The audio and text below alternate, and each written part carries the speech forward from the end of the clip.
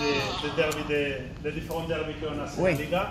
C'est une présentation dynamique, donc si à un moment vous avez des questions, vous voulez apporter des informations, c'est le bienvenu et vous pouvez me couper, intervenir comme vous voulez, comme d'habitude.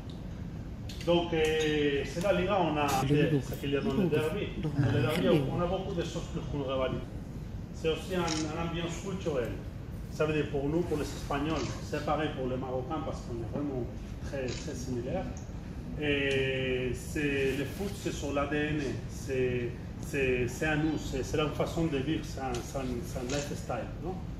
Et aussi au niveau culturel, les clubs, ils sont devenus les ambassadeurs de la ville, de chaque ville. Maintenant, les clubs, ils ramènent la ville partout dans le monde. Ils ont fait que chaque ville, ils augmentent beaucoup le tourisme grâce à les clubs de foot, qu'ils viennent pour voir un match et aussi pour découvrir la ville.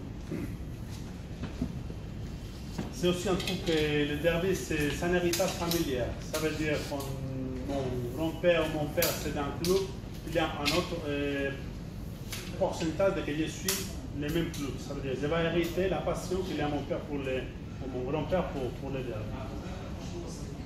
Maintenant, on va voir un vidéo que je pense que c'est une expression très bien de c'est quoi la Liga, c'est quoi la passion de la Liga et c'est quoi la passion aussi pour le derby. Je pense que tout le monde connaît déjà cette vidéo, mais moi j'aime beaucoup. How was it? It was great. The locals are a bit mad. When you watch a match, hey, vamos amigos! You become one of them. That can't be football. That's got to be something else.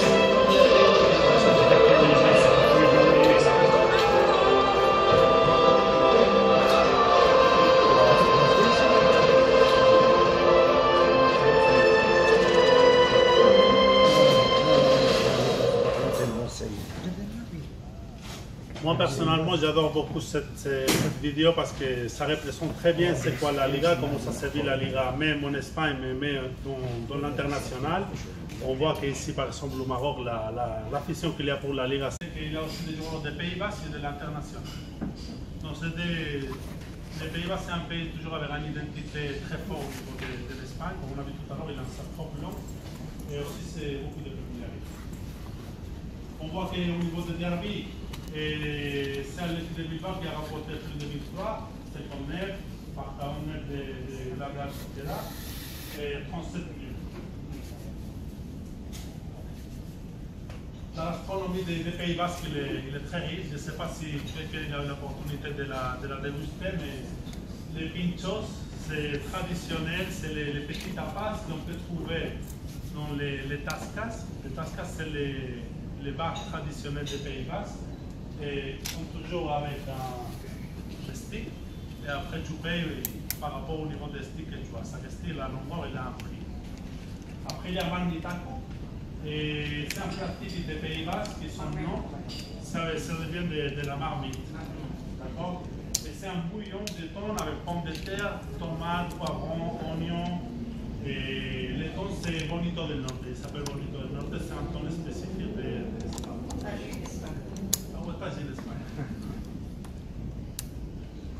Maintenant, on va parler de Barcelone.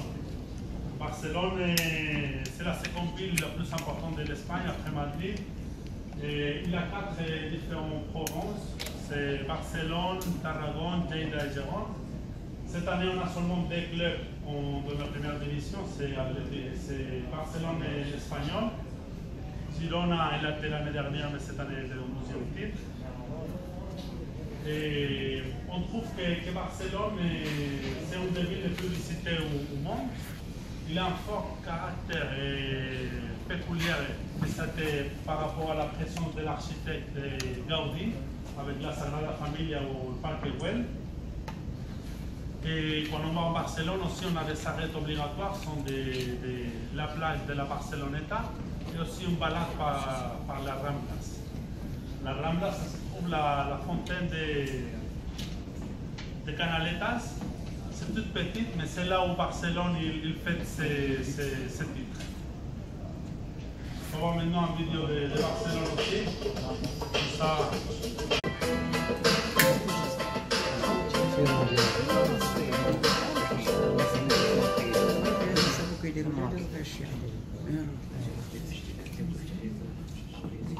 Ça, c'est la ville de San Sebastián, de la Real Sociedad. Maintenant, on va parler un peu de Bilbao. C'est la ville de l'Athletic de Bilbao. C'est la plus grande ville des Pays-Bas. C'est une ville moderne et cosmopolite.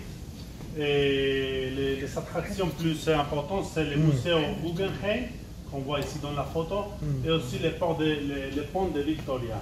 Ça, c'est... Ils passent en train de voler par les ponts. C'est des attractions les plus importantes des pays. Et aussi dans l'île d'Asteluache, ça déroulait aussi une scène de Game of Thrones. Maintenant, on va voir aussi un petit vidéo sur Bilbao. On voit que les Pays-Bas, les villes, se ressemblent. Mais par contre, avec les villes du sud de l'Espagne, ils n'ont rien à voir. Après, on va voir la différence, c'est pas seulement au niveau culturel, au niveau de gastronomie.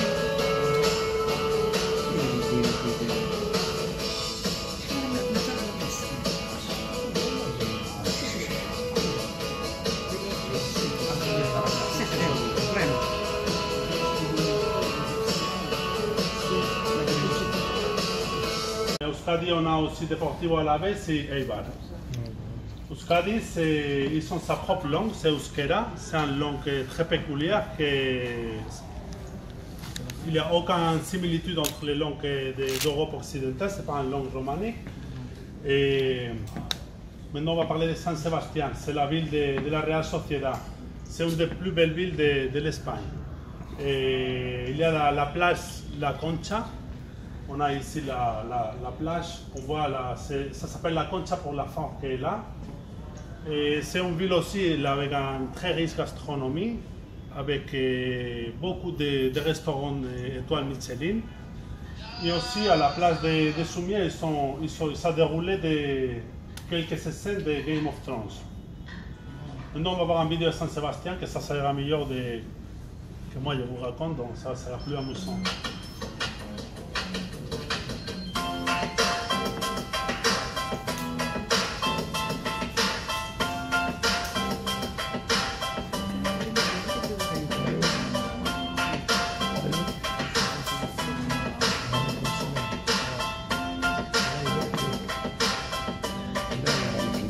Les tapas aussi, on va essayer de les déguster après.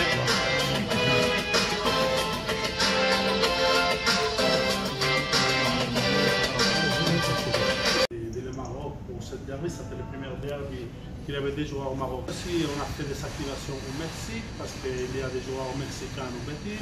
On essaye toujours de chercher des matchs importants dans chaque pays et faire des activations au niveau local avec des supporters locaux. Très bien. Une question que je pose aujourd'hui aussi concernant le Classico Barça-Real. On sait très bien qu'on a remporté le premier match vers le 18 décembre, donc le 18 décembre approche. Alors la Liga, comment tu travailles aujourd'hui pour valoriser un petit peu ce derby et ce Classico reporté? Et bon, il y a toujours des décisions que ça se prend et sont pas ces décisions que ça prend un peu en imprévu, mais surtout sur un base qui était bien analysé pour voir comment on va rapporter l'événement. Il y a des choses qui arrivent en externe qu'on ne peut pas contrôler, il faut toujours la sécurité, c'est la première chose dans le foot, donc prendre des décisions par rapport à ça. Très bien.